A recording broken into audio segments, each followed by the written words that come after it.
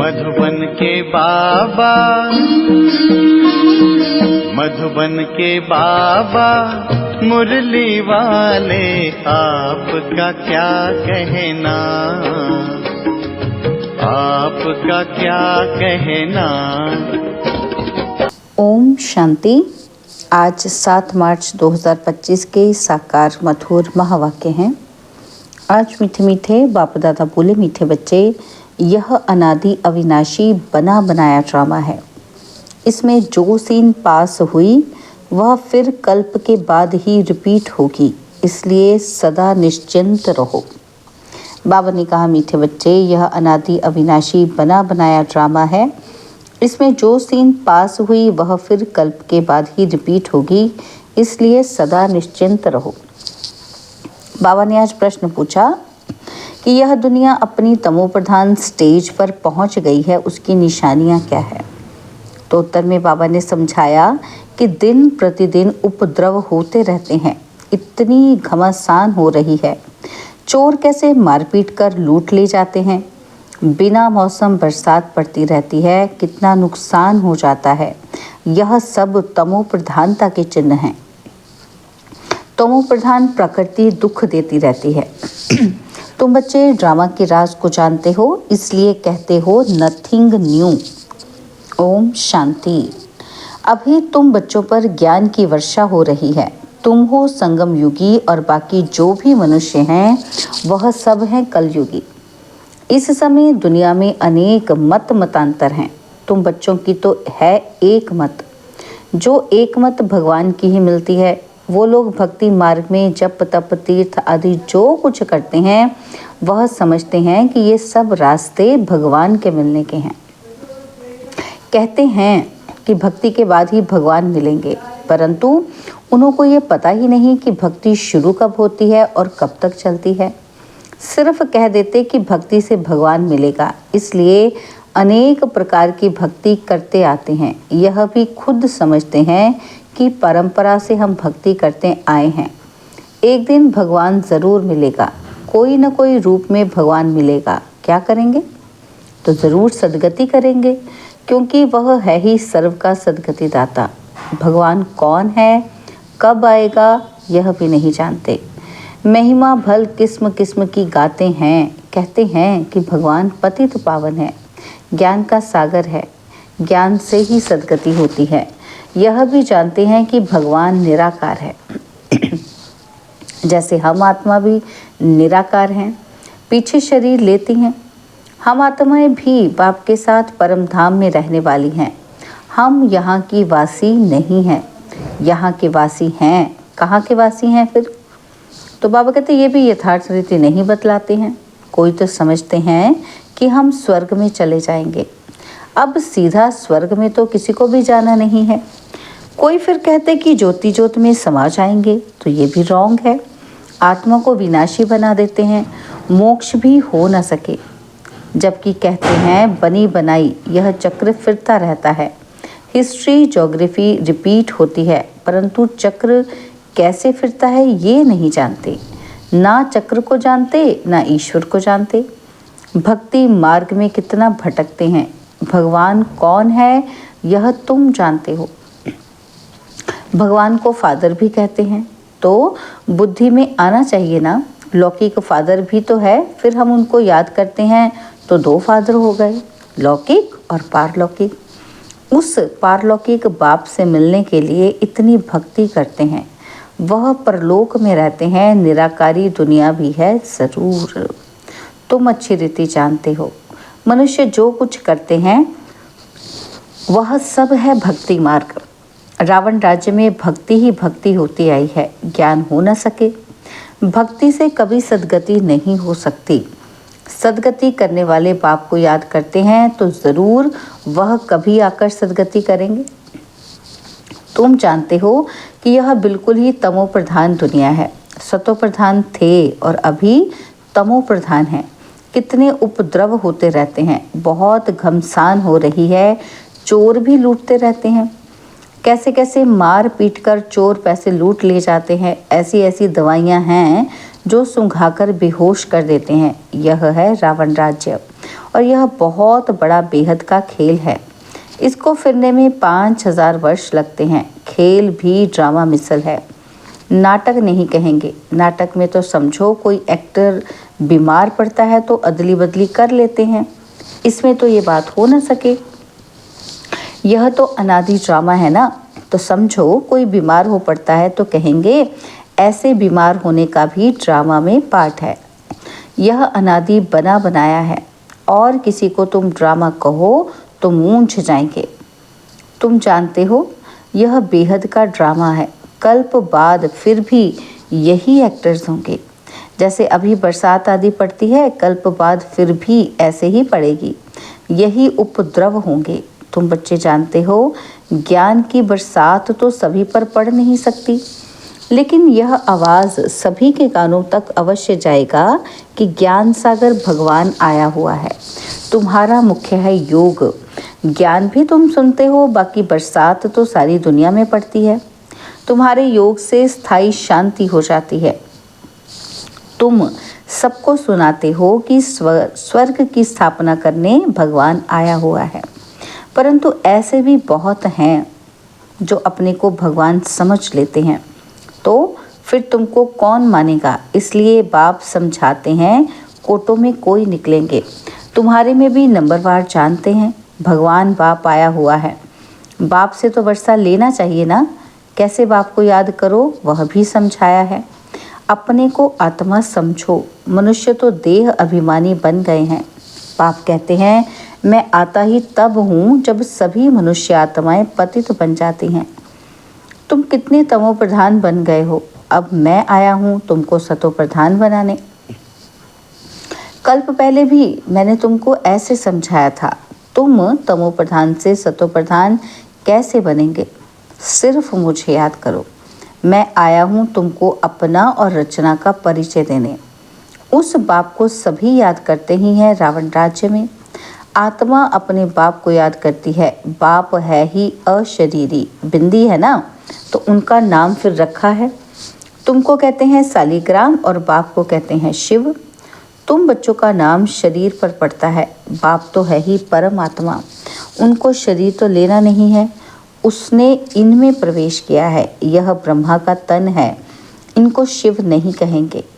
आत्मा नाम तो तुम्हारा है ही, फिर तुम शरीर में आते हो, वह परमात्मा है, सभी आत्माओं का पिता। तो सभी के दो बाप हो गए, एक निराकारी और एक साकारी। इनको फिर अलौकिक वंडरफुल बाप कहा जाता है। कितने ढेर बच्चे हैं, मनुष्यों को यह समझ में नहीं आता है। प्रजापिता ब्रह्मा कुमार कुमारियां इतने ढेर हैं, यह क्या है, तो किस प्रकार का ये धर्म है, समझ ही नहीं सकते। तुम जानते हो कि यह कुमार कुमारी प्रवृत्ति मार्ग का अक्षर है ना। माँ बाप कुमारी और कुमार भक्ति मार्ग में तुम याद करते हो, तुम माता पिता हम बालक तेरे। तो अभी तुमको माता पिता मिला है, तुमको अडॉप्ट किया है। सतयुग में अडॉप्ट नहीं किया जाता है, वहाँ एडॉप्शन का नाम ही नहीं, और यहाँ फिर भी नाम है। वह है हद का बाप और यह है बेहद का बाप। बेहद की एडॉप्शन है। यह राज बहुत ही गुह्य, समझने लायक है। तुम लोग पूरी रीति किसी को समझाते नहीं हो।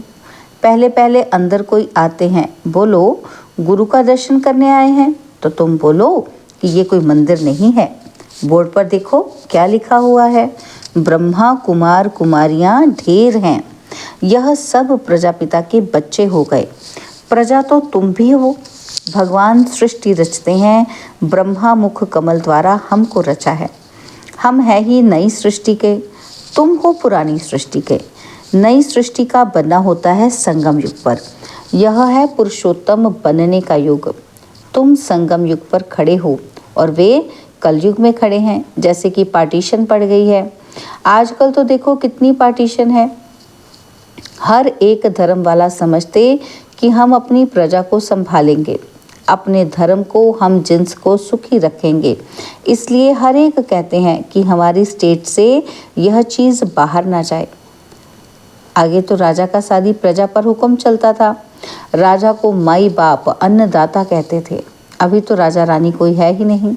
अलग अलग टुकड़े हो गए हैं, कितने उपद्रव होते रहते हैं, अचानक बाढ़ आ जाती है, भूकंप होते रहते हैं, ये सब है दुख का मौत।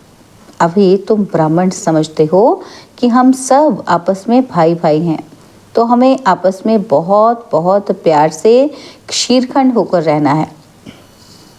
हम एक बाप के बच्चे हैं तो आपस में बहुत प्यार होना चाहिए।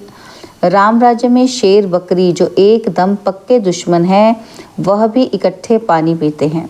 यहाँ तो देखो घर घर में कितना झगड़ा है, नेशन नेशन का झगड़ा आपस में ही फूट पड़ती है, अनेक मतें हैं। अभी तुम जानते हो कि हम सबने अनेक बार बाप से वर्षा लिया है और फिर गंवाया है, अर्थात रावण पर जीत पाते हैं और फिर हारते हैं।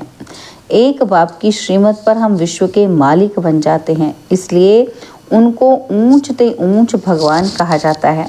सर्व का दुख हरता सुख करता कहा जाता है। अभी तुमको सुख का रास्ता बता रहे हैं। तुम बच्चे आपस में क्षीरखंड होने चाहिए। दुनिया में आपस में सभी हैं लून पानी, एक दो को मारने में देरी नहीं करते। तुम ईश्वरीय औलाद तो क्षीरखंड होने चाहिए। तुम ईश्वरीय संतान देवताओं से भी ऊंच ठहरे। तुम बाप के कितने मददगार बनते हो। पुरुषोत्तम बनाने के मददगार हो तो यह दिल में आना चाहिए कि हम पुरुषोत्तम हैं, तो हमारे में वह दैवी गुण है। आसुरी गुण है तो वह फिर बाप का बच्चा तो कहला ना सके। इसलिए कहा जाता है, क्या कहते हैं कि सतगुरु का निंदक ठौर न पाए। वह कलयुगी गुरु फिर अपने लिए कहकर मनुष्यों को डरा देते हैं। तो बाप बच्चों को समझाते हैं कि सपूत बच्चे वह हैं जो बाप का नाम बाला करते हैं, क्षीरखंड होकर रहते हैं। और बाप हमेशा कहते हैं कि क्षीरखंड बनो, लून पानी हो, आपस में लड़ो झगड़ो नहीं। तुमको यहाँ क्षीरखंड बनना है। आपस में बहुत लव चाहिए, क्योंकि तुम ईश्वरीय औलाद हो ना। ईश्वर मोस्ट लवली है, तब तो उनको सभी याद करते हैं। तो तुम्हारा आपस में बहुत प्यार होना चाहिए, नहीं तो बाप की इज्जत गवाते हो। ईश्वर के बच्चे आपस में लून पानी कैसे हो सकते, फिर पद कैसे पा सकेंगे। बाप समझाते हैं आपस में क्षीरखंड हो रहो। लून पानी होंगे तो कुछ भी धारणा नहीं होगी। अगर बाप के डायरेक्शन पर नहीं चलेंगे तो फिर ऊंच पद कैसे पाएंगे। देह अभिमान में आने से ही फिर आपस में लड़ते हैं। देही अभिमानी हो तो कुछ भी खिटपिट ना हो। ईश्वर बाप मिला है तो फिर दैवी गुण भी धारण करने हैं। आत्मा को बाप जैसा बनना है। जैसे बाप में पवित्रता सुख प्रेम आदि सब हैं, तुमको भी बनना है। नहीं तो ऊंच पद पा नहीं सकते। पढ़कर बाप से ऊंच वर्षा पाना है। बहुतों का जो कल्याण करते हैं वही राजा रानी बन सकते हैं। बाकी दास दासियां जाकर बनेंगे। समझ तो सकते हैं ना कि कौन कौन क्या बनेंगे। पढ़ने वाले खुद भी समझ सकते हैं। इस हिसाब से हम बाबा का नाम क्या निकालेंगे। ईश्वर के बच्चे तो मोस्ट लवली होने चाहिए, जो कोई भी देख खुश हो जाए। बाबा को भी मीठे वह लगेंगे। पहले घर को तो सुधारो। पहले घर को फिर पर को सुधारना है, माना दूसरों को बाद में सुधारना है। ग्रस्त व्यवहार में कमल फूल समान पवित्र और क्षीरखंड होकर रहो। कोई भी देखे तो कहे, ओहो यहाँ तो स्वर्ग लगा पड़ा है। अज्ञान काल में भी बाबा ने खुद ऐसे घर देखे हैं। 6-7 बच्चे शादी किए हुए सब इकट्ठे रहते हैं। सब सवेरे उठकर भक्ति करते हैं। घर में एकदम शांति लगी रहती है। यह तो तुम्हारा ईश्वरीय कुटुंब है। हंस और बगुला इकट्ठा तो रह नहीं सकते। तुमको तो हंस बनना है। लून पानी होने से बाबा राजी नहीं होगा। बाप कहेंगे, तुम कितना नाम बदनाम करते हो। अगर क्षीरखंड होकर नहीं रहेंगे तो स्वर्ग में ऊंच पद पा नहीं सकेंगे। बहुत सज़ा खाएंगे। बाप का बनकर फिर अगर लून पानी हो रहते हैं तो 100 गुना सज़ा खाएंगे। और फिर तुमको साक्षात्कार भी होते रहेंगे कि हम क्या पद पाएंगे। अच्छा, मीठे मीठे सिकिलदे बच्चों प्रति माता पिता बाप दादा का याद प्यार और गुड मॉर्निंग रूहानी बाप की रूहानी बच्चों को नमस्ते।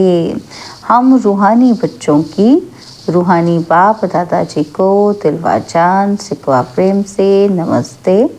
ओम शांति। प्यारे बाबा, मीठे बाबा, मेरे बाबा, शुक्रिया बाबा, शुक्रिया बाबा, शुक्रिया। धारणा के लिए मुख्य सार है, पहला पॉइंट, सदा याद रहे। क्या याद रहे? कि हम ईश्वर के बच्चे हैं, हमें मोस्ट लवली होकर रहना है, आपस में कभी भी लून पानी नहीं होना है। पहले अपने को सुधारना है, फिर दूसरों को सुधारने की शिक्षा देनी है। सेकंड पॉइंट है, जैसे बाप में पवित्रता, सुख, प्रेम आदि सब गुण हैं, ऐसे बाप समान बनना है। ऐसा कोई कर्म नहीं करना है जो सतगुरु का निंदक बने। अपनी चलन से बाप का नाम बाला करना है। बाबा ने आज वरदान दिया, बाप और प्राप्ति की स्मृति से सदा हिम्मत उल्लास में रहने वाले एक रस अचल भव। बाप और प्राप्ति की स्मृति से सदा हिम्मत उल्लास में रहने वाले एक रस अचल भव। बाप द्वारा जन्म से ही जो प्राप्तियां हुई हैं उनकी लिस्ट सदा सामने रखो। जब प्राप्ति अटल अचल है तो हिम्मत और उल्लास भी अचल होना चाहिए। अचल के बजाय यदि मन कभी चंचल हो जाता है, वह स्थिति चंचलता में आ जाती है, तो इसका कारण है कि बाप और प्राप्ति को सदा सामने नहीं रखते। सर्व प्राप्तियों का अनुभव सदा सामने व स्मृति में रहे तो सब विघ्न खत्म हो जाएंगे और सदा नया उमंग, नया उल्लास रहेगा और स्थिति एकरस और अचल रहेगी। स्लोगन है, किसी भी प्रकार की सेवा में सदा संतुष्ट रहना ही अच्छे मार्क्स लेना है। अव्यक्त इशारे बाबा के, सत्यता और सभ्यता रूपी कल्चर को अपनाओ। तो इसके लिए बाबा ने कहा, आप ब्राह्मण बच्चे बहुत बहुत रॉयल हो। आपका चेहरा और चलन दोनों ही सत्यता की सभ्यता अनुभव कराए। वैसे भी रॉयल आत्माओं को सभ्यता की देवी कहा जाता है। उनका बोलना, देखना, चलना, खाना पीना, उठना बैठना, हर कर्म में सभ्यता, सत्यता स्वतः ही दिखाई देती है। ऐसे नहीं कि मैं तो सत्य को सिद्ध कर रहा हूँ और सभ्यता हो ही नहीं, तो ये राइट नहीं है। ओम शांति।